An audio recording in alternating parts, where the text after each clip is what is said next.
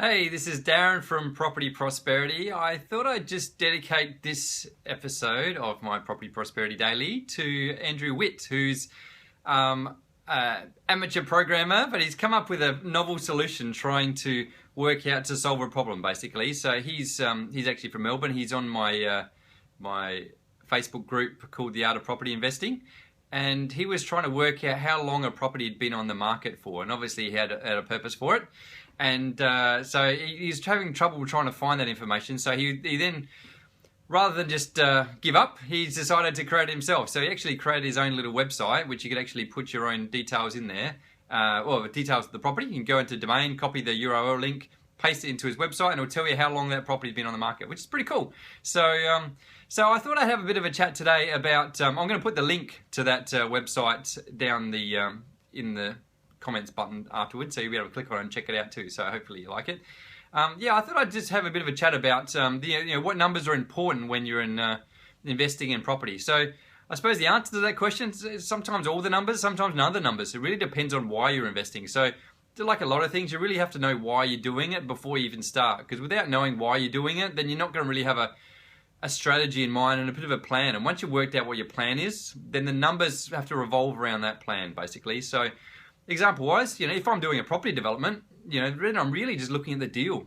What price am I buying it for, and what price is it going to sell for, and then what are the costs in the middle? It's not any more complicated than that, really. So all the market data and all, how long it's been on the market for, or what it started at and what it ended at, and all that other sort of stuff. Totally irrelevant. If it's a good deal, it's a good deal. I quite often get people ask me, where's the best place to buy? Where's the market going to go up?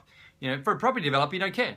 Basically, you're trying to buy and sell in the same market. Ultimately, the goal of a property developer is buy and sell at the same time. The perfect scenario would be, I buy it one day, find someone else that's going to buy it the next day. I've lodged my application in, just wait for the subdivision to go through, but I've already had a buyer before the subdivisions go through. So I've locked in that profit straight away. And that takes away all the risk. I might have to sell it cheaper to that person than I otherwise would if I hang on and wait till the very end of the development. But I've locked in that money. The bird in the hand's worth two in the bush type thing. So as a property developer, it's all about minimizing risk. So that's an example of where the numbers don't really as far as the market numbers don't really matter. It's all about the deal itself. The suburb doesn't make any difference. Even the property itself doesn't really matter. It's what you can do with the property, how much extra value you can create with the property. So whereas if we're going to hang on to the property, if we're going to do a subdivision, we're going to hang on to the property afterwards, then that makes a totally different difference. So if we're going to, say we're going to build the two houses and then we're going to sell them off once they're built. Let's say it's going to take, I don't know, say 9 months for the subdivision to go through and another 6 or so months to build the house. So we're talking a year and a half, maybe 2 years down the track before we even get our finished off house. So then we've got to be really clear on what's the market doing. Is there going to be demand in a year and a half's time when we finish our development? And is it going to be worth the same, or is it going to be worth more? Is it going to be worth less? As a developer, you're generally trying not to take into account increase in value over time because it's not too sure. And generally, you want to try and be relatively conservative with your numbers too, because you don't want to overestimate it and then it works out wrong. Because example-wise, if you're, let's say you're subdividing to 3 and you think you're going to get 350 and you suddenly get 300, then you suddenly lost 50 grand times by 3, which is 150 grand. So really easily the numbers can turn really quickly. And it's pretty easy with property if you're trying to work out what you think you can sell it for. You can find a few comparable sales, but there's not that many comparable sales.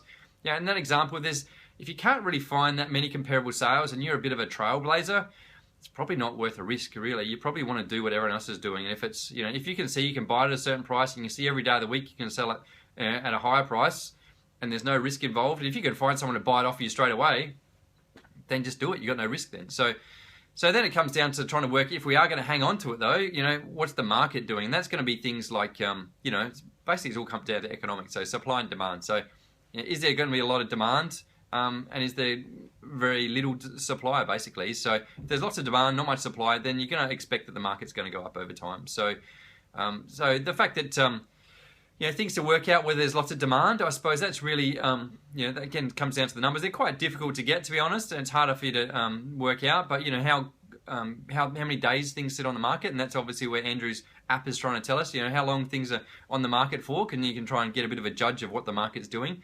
Also, what price things started out at, what they were advertised at, and what they finally sold for. If they're consistently selling for more than what they were advertised for, you can see there's a lot of demand, and obviously the agents aren't pricing their properties very well. And if they're selling quite quickly, then you know there's a lot of demand, things get in the market, they're selling straight away, so that's a really good sign. So other things you will sort of want to look at to try and work out demand, the number of properties that are being sold in that area. And so, if there's only 1 or 2 properties sold in that area, that's not a really big sample size to say, hey, there's going to be some demand down the track. But if there's, tens or hundreds of properties sold in the area, then that's quite a few people. So you can see, and again, it's also about, the logic I say to people is, buy where you want to live. If you want to live there, if you're an average person, if you're not, if you've got a multi-million-dollar house and stuff like that, you're probably not your average person. But if you're your average person, you've got an average house. In Adelaide, the average house is about $430,000 a year. So, try and suit the average person. If the average person can afford that house, then there's a lot more average people than there are people that have $1 million houses. Likewise, there's a lot more average people than people that have $200,000 houses. So it's not that you can't, a person can't afford a $200,000 house. They just don't want to live in a $200,000 house because of the location or the quality of the house and all that sort of stuff. So probably my advice, if you're looking for where there's lots of demand, go where there's, where most people are, which is the average price, basically. So, and then supply factors, that's pretty obviously to work out. If you know that whole area is being developed, the only way you're going to get new blocks of land come on the market is someone knocking a house down and subdividing. Whereas if you're out in an area where there's all farmland, quite easily that can be rezoned, and suddenly you've got 200 blocks of land on the market, and suddenly you've got 200 houses to compete against when you're trying to sell your house in 2 years down the track. So yeah, there's some of the numbers which are important. Again, you have to work out why you're doing this. And the other thing you come down to is, if you're going to sell the property in 2 years' time, but if you're going to rent it out down the track too, you look at rental return, and you look at what the rents are relative to the cost of the properties or the sales price, and that's called yield. And so you try and work out whether they're renting for. Hey Debbie, thanks for joining, and I noticed Sharon's joined as well, and Isaac, so thanks guys for joining, and thanks for the like. Hopefully that was you, Debbie. If you like what I'm saying, click on the like button. I really appreciate it. If you don't like it, still click on the like button because it's really cool. And if you've got a question, feel free to put a comment in the comment box because I appreciate that. I don't know if anyone's noticed my haircut tonight, but no one said anything, but it does look really good. Thank you anyway. And yes, so I just thought so that's pretty much it. So work out why you're doing it, and then you're going to work out what numbers are. If you're a property developer, you're going to buy and sell in the same market. Who really cares? It's all about what price you're buying it for, what price you're selling it for. If you're going to hang on to it, or if you're going to sell it, then it's trying to work out within that time horizon. If you're going to do a development, you're going to sell it in 12 months, 2 years down the track. Is there more demand than supply? The market's probably going to go up. But again, I wouldn't allow for that, but I then just feel a lot more confident knowing there's lots of demand, not much supply. Then likewise, if you're going to hang on to it over the long term, then it's all about supply and demand.